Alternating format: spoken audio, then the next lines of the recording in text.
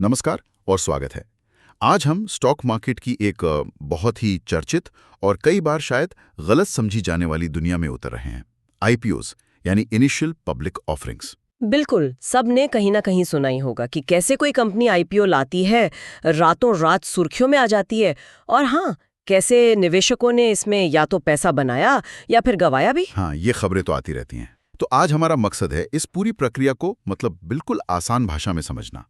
IPO आखिर होता क्या है, कंपनियां इसे लाती क्यों हैं, और सबसे जरूरी एक निवेशक होने के नाते किन बातों पर ध्यान देना चाहिए। चलिए इसे खोलते हैं जरा। सोचिए कि किसी जान पहचान वाले ने एक छोटा सा बिजनेस शुरू किया। मान लीजिए एक डोसा स्टॉल खोल लिया। ठीक है, डोसा स्टॉल, बिल्कुल। तो ये डोसा स्टॉल अभी एक प्राइवेट कंपनी है, पूरी तरह उसी व्यक्ति की है ना। हाँ। अब मान लीजिए स्टॉल इतना चल निकला, इतना पॉपुलर हो गया कि वो सोचता है पूरे देश में मान लीजिए 100 और स्टॉल खोलने हैं। अरे वाह। हाँ, तो इसके लिए उसे चाहिए बहुत सारा पैसा, मतलब कैपिटल। सही बात है, एक्सपेंशन के लिए तो पैसा लगेगा। बिल्कुल। तो वो फैसला करता है कि अपनी प्राइवेट कंपनी को पब्लिक बनाया जाए। पब्लिक मतलब वो कंपनी के मालिकाने को लाखों करोड़ों छोटे छोटे हिस्सों में बांट देता है। इन्हीं हिस्सों को हम शेयर्स कहते हैं। अच्छा, शेयर्स। हाँ, और इनमें से कुछ हिस्से वो पहली बार आम जनता को, मतलब हम आप जैसे लोगों को खरीदने के लिए पेश करता है। स्टॉक मार्केट में यही पहली पेशकश आईपीओ कहलाती है। ओ, तो ये है आईपीओ। जी। और इसके बाद वो कंपनी स्टॉक एक्सचेंज, जैसे अपना एनएसई है, बीएसई है, वहां लिस्ट हो जाती है, और फिर रोजाना उसके शेयर खरीदे बेचे जा सकते हैं। तो संक्षेप में कहें तो आईपीओ बस एक प्राइवेट कंपनी के पब्लिक बनने का सफर है। सुनने में तो ये काफी सीधा सा लग रहा है, मतलब शेयर बांटे, पैसा लिया, लिस्ट हो गए। पर क्या ये वाकई उतना ही आसान है जितना डोसा बेचना? एक दिन का काम नहीं है, ये तो महीनों तक चलने वाली एक बहुत ही जटिल और नियमों से बंधी प्रक्रिया है। अच्छा, कैसे? सबसे पहले तो कंपनी बड़े वित्तीय संस्थानों को हायर करती है, जिन्हें हम मर्चेंट बैंकर्स या इन्वेस्टमेंट बैंकर्स कहते हैं। हाँ सुने। Kotak Mahindra capital, ICIC securities वगैरह। हाँ सुने। ये बैंकर्स पूरी आईपीओ प्रक्रिया को मैनेज करते हैं। आप समझिए ये आईपीओ के इवेंट मैनेजर्स जैसे हैं। इवेंट मैनेजर्स, ठीक है। तो ये करते क्या हैं ये बैंकर्स? ये बैंकर्स और कंपनी दोनों मिलकर एक बहुत डिटेल्ड दस्तावेज तैयार करते हैं। इसे कहते हैं ड्राफ्ट हेड हेयरिंग प्रोस्पेक्टस, या शॉर्ट में डीआरएचपी। डीआरएचपी, ये क्या होता है? ये एक तरह से कंपनी का पूरा बायोडेटा है, या कह लीजिए रिपोर्ट कार्ड। इसमें सब कुछ लिखा होता है। कंपनी क्या करती है, उसका वित्तीय स्वास्थ्य कैसा है, मतलब कितना मुनाफा, कितना घाटा, बिक्री कितनी है, कर्ज कितना है। अच्छा, सब कुछ? हाँ, सब कुछ। बिजनेस में क्या क्या जोखिम है, ये आईपीओ से जो पैसा जुटा रहे हैं उसका करेंगे क्या, और हाँ, कंपनी के मालिक कौन है, प्रमोटर्स कौन है, सब कुछ होता है इसमें। ये तो काफी पारदर्शिता वाली बात हुई।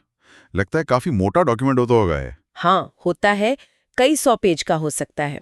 इसके बाद इस डीआरएचपी को जमा कराया जाता है स्टॉक मार्केट के रेगुलेटर, यानी SEBI, securities and exchange board of India के पास। सेबी, हाँ ये तो सुना है, मार्केट का रेफरी। बिल्कुल। तो सेबी इसकी बारीकी से जांच करता है, देखता है कि कहीं कोई जरूरी जानकारी छुपाई तो नहीं गई, या कोई दावा झूठा तो नहीं है। मतलब निवेशकों के हितों की रक्षा करना उनका काम है। सही है। सेबी की हरी झंडी मिलने के बाद ही आगे का काम होता है। फिर कंपनी और बैंकर्स मिलकर एक प्राइस बैंड तय करते हैं। प्राइस बैंड मतलब कीमत? हाँ, एक रेंज के शेयर किस कीमत के दायरे में आम निवेशकों को बेचे जाएंगे। जैसे मान लीजिए 500 रुपए से 510 रुपए प्रति शेयर। अच्छा, एक रेंज होती है और फिर आम निवेशक की एंट्री होती है। बिल्कुल। इसके बाद आईपीओ आम जनता के लिए खुलता है, आमतौर पर 3 दिनों के लिए। सिर्फ 3 दिन? हाँ, 3 वर्किंग डेज। इस दौरान निवेशक अपनी पसंद की कीमत पर, मतलब उस प्राइस बैंड के अंदर किसी भी कीमत पर, और जितने शेयर चाहिए उसके लिए बोली लगाते हैं, बिडिंग करते हैं। अच्छा, बोली लगानी पड़ती है। जी। ज्यादातर जो रिटेल निवेशक होते हैं वो सबसे ऊंची कीमत, जिसे कट ऑफ प्राइस कहते हैं, उसी पर बोली लगाते हैं, ताकि उन्हें शेयर मिलने की संभावना थोड़ी बढ़ जाए। लेकिन अगर मांग बहुत ज्यादा हो, मतलब जितने शेयर बेचने हैं उससे कहीं ज्यादा लोग खरीदना चाहें, तब क्या होता है? क्या सबको शेयर मिलते हैं? नहीं, ऐसा जरूरी नहीं है। अगर आईपीओ बहुत ज्यादा सब्सक्राइब हो जाता है, जिसे हम ओवर सब्सक्रिप्शन कहते हैं। हाँ, सुना है ये टर्म, ओवर सब्सक्राइब हो गया। हाँ, तो सबको शेयर नहीं मिल पाते, खास तौर पे रिटेल निवेशकों के लिए जो 2 लाख रुपए से कम की बोली लगाते हैं, उनके लिए शेयरों का बंटवारा एक तरह की लॉटरी प्रणाली से होता है। लॉटरी? सीरियसली? मतलब किस्मत का खेल? हाँ, रिटेल कैटेगरी में तो काफी हद तक किस्मत का ही खेल है, अगर बहुत ज्यादा ओवर सब्सक्रिप्शन है तो। ओह, फिर लिस्टिंग कब होती है? शेयर मिलते कब है? आईपीओ बंद होने के करीब 1 हफ्ते के अंदर अंदर शेयर अलॉट हो जाते हैं, और फिर वो बड़ा दिन आता है जब शेयर स्टॉक एक्सचेंज पर लिस्ट होते हैं। बड़ा दिन? हाँ, इसी दिन से शेयरों की नॉर्मल खरीद बिक्री शुरू होती है, और तभी पता चलता है निवेशकों को लिस्टिंग गेन, मतलब लिस्टिंग पर मुनाफा हुआ या फिर नुकसान। ठीक है, प्रक्रिया तो समझ आ गई। थोड़ी लंबी और जटिल है, पर ठीक है। लेकिन कंपनियां इतनी मशक्कत करती क्यों हैं? मतलब इतने सारे नियम, इतना खर्चा, सिर्फ पैसा जुटाना ही मकसद है या और भी वजह है? देखिए, पैसा जुटाना यानी कैपिटल रेज करना, ये तो बेशक सबसे बड़ा कारण है।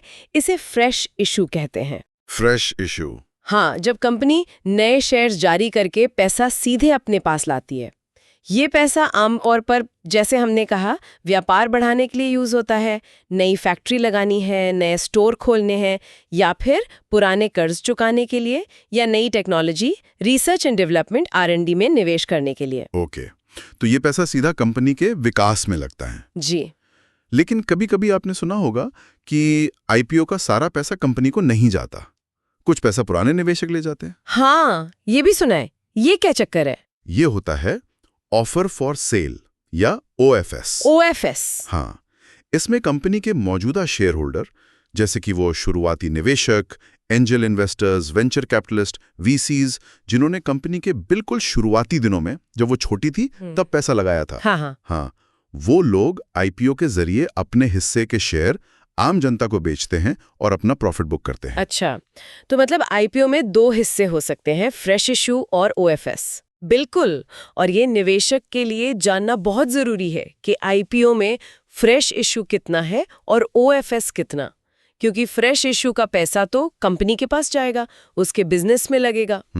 लेकिन OFS का पैसा सीधा पुराने शेयर होल्डर्स की जेब में जाता है, कंपनी को उससे कुछ नहीं मिलता। ये तो बहुत जरूरी पॉइंट है, मतलब निवेशक को DRHP में ये देखना चाहिए। एकदम सही। इसके अलावा भी कुछ कारण हैं आईपीओ लाने के, जैसे एक लिस्टेड कंपनी बनने से कंपनी की साख और पहचान, मतलब क्रेडिबिलिटी बढ़ जाती है। अच्छा, कैसे? इसे बाजार में एक तरह की स्वीकृति की मोहर माना जाता है। इससे भविष्य में लोन लेना आसान हो सकता है, अच्छे कर्मचारियों को आकर्षित करना आसान हो जाता है, ग्राहकों का भरोसा भी बढ़ता है। ये भी बात सही है। और एक और फायदा है, कंपनियां अपने कर्मचारियों को ESOPs भी दे सकती हैं, एम्प्लॉई स्टॉक ऑप्शंस। हाँ, ESOPs। लिस्टिंग के बाद इन ESOPs का एक वास्तविक बाजार मूल्य होता है, तो ये कर्मचारियों को रिवॉर्ड करने का भी एक अच्छा तरीका है। ठीक है, तो कई वजह हैं, पैसा जुटाना, पुराने निवेशकों को एग्जिट देना, साख बढ़ाना, कर्मचारियों को रिवॉर्ड देना। अब आते हैं सबसे बड़े और शायद सबसे मुश्किल सवाल पर, आईपीओ की कीमत। मान लीजिए कोई आईपीओ आया 500 रुपए प्रति शेयर पर। अब ये 500 रुपए सही कीमत है, सस्ती है या बहुत महंगी है? ये वैल्यूएशन तय कैसे होता है? ये तो मतलब $1 मिलियन सवाल लगता है। हाँ, $1 मिलियन तो नहीं, पर हाँ, ये वाकई सबसे पेचीदा हिस्सा है। और इसका जवाब सच कहूं तो पूरी तरह न तो विज्ञान है, न ही पूरी तरह कला, मिला जुला है। मिला जुला। हाँ, विश्लेषक जो है वो मुख्य रूप से 2 तरीकों से वैल्यूएशन को देखते हैं। पहला तरीका है रिलेटिव वैल्यूएशन या पीयर कंपैरिजन। पीयर कंपैरिजन, हाँ। जैसे हम कोई फ्लैट खरीदते हैं तो उसी बिल्डिंग या इलाके के दूसरे फ्लैट्स की कीमत देखते हैं, वैसा कुछ? बिल्कुल वैसा ही। स्टॉक मार्केट में भी यही होता है। अगर कोई नई टेक्नोलॉजी कंपनी आईपीओ ला रही है तो उसके तुलना पहले से लिस्टेड जो टेक्नोलॉजी कंपनियां हैं, जैसे TCS, इन्फोसिस, विप्रो, उनसे की जाती है। अच्छा। उनके मुकाबले इस नई कंपनी का वैल्यूएशन कैसा है, ये देखा जाता है। इसके लिए कुछ रेशियोज इस्तेमाल होते हैं, और उनमें सबसे आम, सबसे ज्यादा इस्तेमाल होने वाला रेशियो है PE ratio. PE ratio, price to earnings ratio. ये नाम तो बहुत सुना है, ये क्या बताता है असल में? ये बहुत सरल अनुपात है समझने में।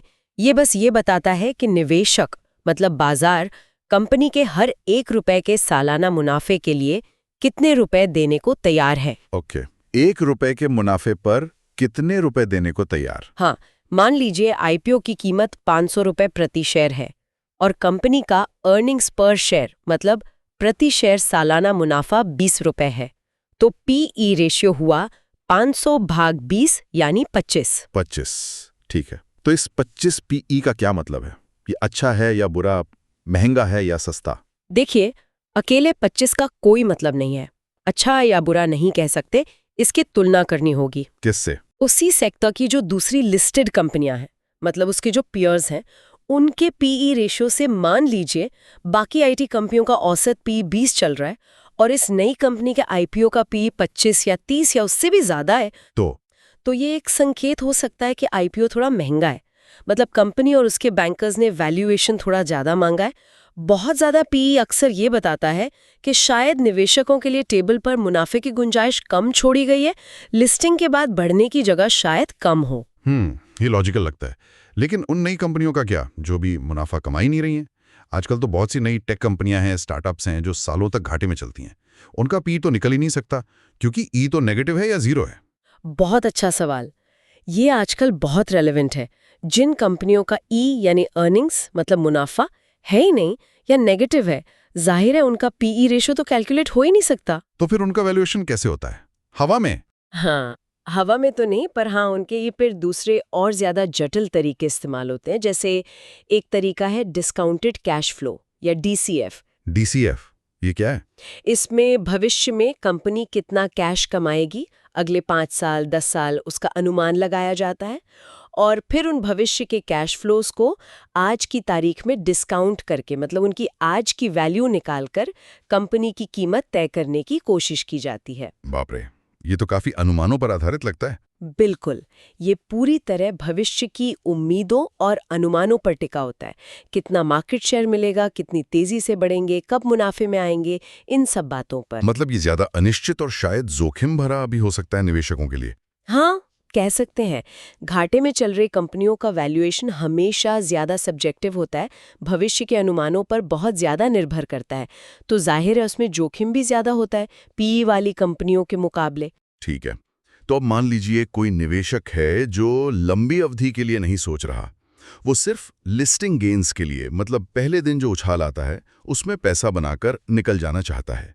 उसके लिए क्या कोई खास बातें हैं जिन पर फोकस करना चाहिए? कोई शॉर्टकट चेकलिस्ट टाइप कुछ? देखिए, शॉर्टकट तो स्टॉक मार्केट में होता नहीं है, लेकिन हाँ एक प्रैक्टिकल चेकलिस्ट जरूर है जो खासकर लिस्टिंग गेन के लिए अप्लाई करने वाले निवेशक देख सकते हैं। बताइए बताइए। सबसे पहले डीआरएचपी के कुछ जरूरी हिस्से जरूर देखें। पूरा 500 पेज का दस्तावेज शायद ना पढ़ पाएं, लेकिन कुछ सेक्शन जरूर देखें। कौन से सेक्शन? पहला, ऑब्जेक्ट्स ऑफ द ऑफर, मतलब पैसा जा कहाँ रहा है। क्या ये फ्रेश इश्यू है? अगर हाँ तो अच्छा संकेत है, पैसा कंपनी में लगेगा। या फिर ये सिर्फ ओएफएस है, मतलब पुराने निवेशक अपना माल बेचकर निकल रहे हैं। खास तौर पर अगर 100% ओएफएस है तो ये अक्सर खतरे की घंटी मानी जाती है। अच्छा, ये देखना जरूरी है। और दूसरा, रिस्क फैक्टर्स वाला सेक्शन।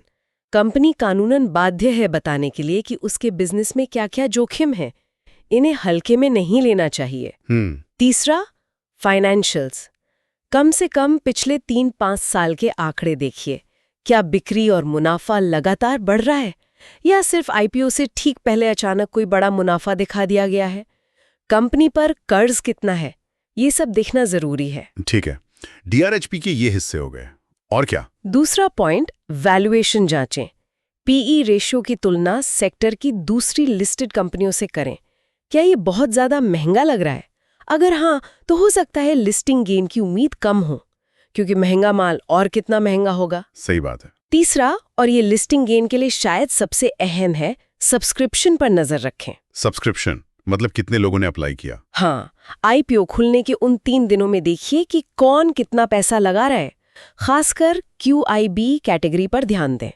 क्यूआईबी मतलब क्वालिफाइड इंस्टीट्यूशनल बायर्स। ये कौन होते हैं? ये बड़े खिलाड़ी होते हैं, म्यूचुअल फंड्स, बैंक्स, इंश्योरेंस कंपनियां, विदेशी निवेशक। इन्हें स्मार्ट मनी माना जाता है। अच्छा, स्मार्ट मनी। हाँ, अगर क्यूआईबी हिस्सा 50 गुना, 100 गुना या उससे भी ज्यादा भर रहा है, मतलब उनकी तरफ से जबरदस्त डिमांड है, तो ये एक बहुत मजबूत पॉजिटिव संकेत माना जाता है अच्छी लिस्टिंग का। और अगर वो रुचि नहीं दिखा रहे हैं तो फिर सावधान रहना चाहिए, ये एक रेड फ्लैग हो सकता है। ठीक है। चौथा पॉइंट। चौथा, ग्रे मार्केट प्रीमियम जीएमपी को समझें। जीएमपी, ये क्या भला है? ये आईपीओ लिस्ट होने से पहले का एक अनौपचारिक बाजार है, मतलब ऑफिशियल नहीं है। यहाँ लोग लिस्टिंग के बाद शेयर किस भाव पर खुलेगा इस पर एक तरह से सट्टा लगाते हैं या अनुमान लगाते हैं। ओह, ऊंचा जीएमपी, जैसे मान लीजिए इशू प्राइस 500 रुपए है और जीएमपी 250 रुपए चल रहा है, मतलब 50% प्रीमियम, तो ये दिखाता है कि बाजार में आईपीओ को लेकर काफी उत्साह है और अच्छी लिस्टिंग की उम्मीद है। तो जीएमपी देख लेना चाहिए। देख सकते हैं, लेकिन सावधानी के साथ। याद रखें, ये अनौपचारिक है, इसमें हेरफेर भी हो सकता है और ये कोई गारंटी नहीं है। इसे बस एक अतिरिक्त संकेत माने, आखिरी फैसला इस पर आधारित न करें। समझ गया। और कोई पॉइंट? हाँ, आखिरी और सबसे बेसिक, बिजनेस को समझें। क्या आप आसानी से 30 सेकंड में किसी दोस्त को समझा सकते हैं कि ये कंपनी करती क्या है और पैसा कैसे कमाती है? अगर जवाब नहीं है तो शायद उस आईपीओ से दूर रहना ही बेहतर है, चाहे कितना भी हल्ला क्यों ना हो। ये बात तो पते की है। सर्कल ऑफ कॉम्पिटेंस, बिल्कुल। ये चेकलिस्ट तो काफी उपयोगी है। अब जरा हाल के कुछ आईपीओस की बात करते हैं जिन्होंने काफी सुर्खियां बटोरी, और शायद नेगेटिव वजहों से ज्यादा, जैसे पेटीएम, लेंसकार्ट, नाइका, मामा अर्थ, ओला इलेक्ट्रिक। इनके बारे में काफी चर्चा हुई। कुछ लोगों ने तो इन्हें रिटेल निवेशकों के लिए एक तरह का जाल या लूट तक कह दिया।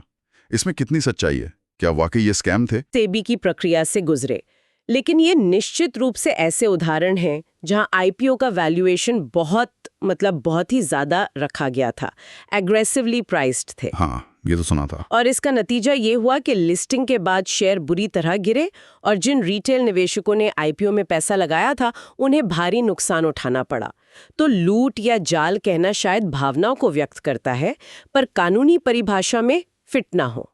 लेकिन यहाँ एक पैटर्न जरूर दिखता है जिसे हम नई पीढ़ी की कंपनियों का वैल्यूएशन ट्रैप कह सकते हैं। Valuation trap. हाँ, देखिए, इनमें से ज्यादातर कंपनियां आईपीओ के समय या तो भारी घाटे में थीं या फिर बहुत ही कम मुनाफे में, मतलब उनका बिजनेस मॉडल अभी पूरी तरह साबित नहीं हुआ था। सही। तो उनका वैल्यूएशन उनकी मौजूदा कमाई पर आधारित नहीं था, वो आधारित था भविष्य की उम्मीदों पर, कहानी पर कि ये कंपनी भविष्य में मार्केट लीडर बनेगी, पूरी इंडस्ट्री को बदल देगी, डिसरप्ट कर देगी। मतलब कहानी बेची गई काफी हद तक। और इस कहानी के आधार पर इन्वेस्टमेंट बैंकर्स और जो शुरुआती निवेशक थे, वीसीज वगैरह, उन्होंने मिलकर आईपीओ की कीमत आसमान पर तय कर दी। इतनी ऊंची कीमत कि उनके लिए तो मोटा एग्जिट बन गया। एग्जिट मतलब निकलने का रास्ता। हाँ, मतलब उन्होंने सालों पहले जो सस्ते में शेयर खरीदे थे वो आईपीओ में आम जनता को बहुत ऊंचे दाम पर बेचकर अपना मुनाफा कमा लिया। कई मामलों में तो आईपीओ लाने का मुख्य मकसद ही यही लगा कि पुराने निवेशकों को निकलने का रास्ता देना है। तो ये रिटेल निवेशक के लिए तो ठीक नहीं हुआ ना? बिल्कुल नहीं, क्योंकि जब लिस्टिंग हुई और बाजार ने कंपनी की असलियत देखी कि अभी भी घाटे में है, मुनाफा कब आएगा पता नहीं, तो शेयर की कीमत धड़ाम से गिर गई। हाँ, पेटीएम के साथ तो यही हुआ। 2150 रुपए का इश्यू प्राइस कहाँ और आज कहाँ है? 75% से ज्यादा गिर गया। बिल्कुल, पेटीएम क्लासिक केस है। शुरुआती निवेशकों ने तो शायद 100 गुना 140 गुना रिटर्न कमाया और रिटेल निवेशक फंस गए। लेंसकार्ट का भी हाल में काफी हल्ला था। हाँ, लेंसकार्ट के केस में भी वैल्यूएशन पर बड़े सवाल उठे। उनका पी रेशियो 230 से भी ज्यादा बताया गया, जबकि इंडस्ट्री का एवरेज बहुत कम था। फिर फाउंडर पीयूष बंसल ने आईपीओ से कुछ ही महीने पहले खुद काफी कम भाव पर शेयर बायबैक किए थे और फिर आईपीओ में ऊंचे दामों पर ऑफर फॉर सेल में बेचे। इस टाइमिंग पर भी सवाल उठे। और आईपीओ से ठीक पहले मुनाफे में आने वाली बात भी थी। हाँ, कि एक वन टाइम सेटलमेंट से अचानक प्रॉफिट दिखाया गया। इन सब वजहों से पंप एंड डंप जैसी बातें भी हुई। नाइका का भी ऐसा ही कुछ था। लिस्टिंग तो जबरदस्त हुई थी, 90% से ज्यादा ऊपर, लेकिन बाद में वो भी काफी गिरा। वहां भी वैल्यूएशन बहुत ज्यादा था। उसे ब्यूटी का जोमैटो कहा गया। मामा अर्थ की भी आलोचना हुई थी ऊंचे पीई और इन्फ्लुएंसर मार्केटिंग पर भारी निर्भरता के लिए। ओला इलेक्ट्रिक का भी केस है। ईवी क्रांति की कहानी, भावेश अग्रवाल का नैरेटिव, लेकिन स्कूटरों की क्वालिटी इश्यूज, आग लगने की घटनाएं, भारी घाटा, इन सब के बावजूद ऊंचा वैल्यूएशन मांगा गया। इन सब में एक चीज कॉमन लग रही है, फाउंडर की पर्सनल ब्रांडिंग। विजय शेखर शर्मा, गजल अलग, पीयूष बंसल, फाल्गुनी नायर, भावेश अग्रवाल, सब जाने पहचाने चेहरे हैं। शार्क टैंक जैसे शो से भी इनको काफी पहचान मिली। बिल्कुल सही पकड़ा आपने। ये एक बहुत अहम पैटर्न है। इन फाउंडर्स की जो पर्सनल इमेज है उनकी कहानी है, सोशल मीडिया पर उनकी मौजूदगी, टीवी शो पर दिखना, इसका इस्तेमाल करके एक भरोसा, एक हाइप बनाया गया और फिर आईपीओ के जरिए उस हाइप को, उस गुडविल को कैश कराया गया। ऐसा कई विश्लेषकों का मानना है। और इसमें हमें ये भी देखना होगा कि बड़े संस्थागत निवेशकों यानी QIBs जैसे म्यूचुअल फंड्स, उनकी क्या भूमिका रही। उन्होंने भी तो इन आईपीओज में पैसा लगाया। हाँ, ये भी सवाल है। उन्होंने निवेश किया, भले ही वो उनके टोटल फंड का छोटा सा हिस्सा, मान लीजिए 1% ही हो, लेकिन वो पैसा भी तो आखिर हम जैसे रिटेल निवेशकों का ही है जो SIP वगैरह करते हैं। तो ये सवाल उठता है कि क्या उन्होंने अपनी ड्यू डिलिजेंस ठीक से की या वो भी हाइप में बह गए या कोई और वजह थी। जैसे कि शायद विदेशी निवेशकों FIIs को खुश रखना, उन्हें दिखाना कि भारतीय बाजार में एग्जिट आसानी से मिलता है ताकि विदेशी निवेश आता रहे। मतलब शायद फंडामेंटल से ज्यादा एग्जिट पर फोकस था। ये सब अटकलें हैं, पर सोचने वाली बातें हैं। वाकई सोचने वाली बातें हैं। तो इन सब उदाहरणों और पूरी चर्चा से एक आम निवेशक क्या सबक ले, क्या करना चाहिए और क्या बिल्कुल नहीं करना चाहिए आईपीओ में निवेश करते समय? देखिए, कुछ सीधे और बहुत जरूरी सबक हैं जो हर निवेशक को ध्यान में रखने चाहिए। बताइए। मिसिंग आउट, ये निवेश का सबसे बड़ा दुश्मन है। सही का, फोमो में ही लोग फंसते हैं। दूसरा, हर आईपीओ लॉटरी का टिकट नहीं होता। लिस्टिंग पर फायदा ही होगा ये बिल्कुल जरूरी नहीं है। नुकसान भी हो सकता है और आपको उसके लिए मानसिक और वित्तीय रूप से तैयार रहना चाहिए। Risk management. तीसरा, हमेशा याद रखिए, बेचने वाला आपसे ज्यादा जानता है। आईपीओ में कीमत कौन तय कर रहा है? कंपनी और उसके इन्वेस्टमेंट बैंकर्स, और वो चाहेंगे कि उन्हें ज्यादा से ज्यादा कीमत मिले। तो खरीदार यानी निवेशक को हमेशा सावधान रहना चाहिए, अपना होमवर्क करना चाहिए। ये गोल्डन रूल है शायद। चौथा, अपना मकसद साफ रखिए। आप आईपीओ में क्यों पैसा लगा रहे हैं? क्या आप सिर्फ एक लिस्टिंग गेन के लिए एक छोटा तेज दांव खेल रहे हैं? अगर हाँ, तो आपकी रणनीति अलग होगी। QIB सब्सक्रिप्शन देखो, GMP देखो और मौका मिलते ही निकलो। और अगर लंबे अवधि के लिए? और अगर आप कंपनी में लंबे समय के लिए हिस्सेदार बनना चाहते हैं तो फिर लिस्टिंग गेन का मत सोचिए। तब आपको कंपनी के फंडामेंटल्स देखने होंगे, उसका मैनेजमेंट कैसा है, उसका भविष्य कैसा है, और सबसे जरूरी, क्या आईपीओ की कीमत उसके हिसाब से उचित है। इसकी रणनीति बिल्कुल अलग है। बिल्कुल, दोनों को मिक्स नहीं करना चाहिए। बिल्कुल नहीं। और पांचवा और शायद सबसे जरूरी सबक, अगर समझ नहीं आ रहा तो निवेश मत करो। अगर आपको कंपनी का बिजनेस मॉडल सिर के ऊपर से जा रहा है या उसका वैल्यूएशन आपको हजम नहीं हो रहा, तो छोड़ दीजिए। दूर रहना ही सबसे सुरक्षित विकल्प है। बाजार कहीं नहीं जा रहा, मौके हमेशा आते रहेंगे। अगला आईपीओ आएगा। ये बहुत जरूरी सलाह है। अक्सर लोग बस मौके के पीछे भागते हैं बिना समझे। हाँ, और ये भी देखना दिलचस्प है कि कई बार जिन आईपीओस का बहुत शोर शराबा होता है, मीडिया में खूब चर्चा होती है, जैसे हमने पेटीएम, लेंसकार्ट वगैरह की बात की, उनकी तुलना में वो आईपीओ ज्यादा अच्छा रिटर्न दे जाते हैं जिनके बारे में ज्यादा बात नहीं होती, लेकिन उनके फंडामेंटल्स मजबूत होते हैं, वैल्यूएशन ठीक ठाक होता है। जैसे कोई उदाहरण?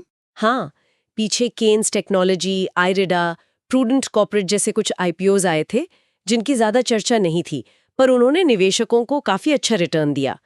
तो हमेशा चमकने वाली हर चीज सोना नहीं होती। सही कहा। तो आखिर में मैं एक सवाल सबके सोचने के लिए छोड़ना चाहूंगी जी। ये देखते हुए कि आईपीओस की कीमत अक्सर, जैसा हमने डिस्कस किया, पुराने निवेशकों को निकलने का एक अच्छा रास्ता देने के लिए तय की जाती है, और वैल्यूएशन अक्सर भविष्य की अनिश्चित कहानियों पर बहुत ज्यादा टिका होता है। तो एक आम रिटेल निवेशक कैसे ये पक्का कर सकता है कि वो वाकई कंपनी के भविष्य के विकास में निवेश कर रहा है या फिर वो सिर्फ किसी और के पिछले मुनाफे को कैश कराने के लिए लिक्विडिटी दे रहा है? क्या सिर्फ DRHP पढ़ लेना काफी है, जब कहानी और नैरेटिव आंकड़ों से ज्यादा असरदार लगते हैं आजकल? ये तो बहुत गहरा सवाल है। इस पे वाकई सोचने की जरूरत है। हाँ, इस पर विचार करना जरूरी है हर निवेशक के लिए।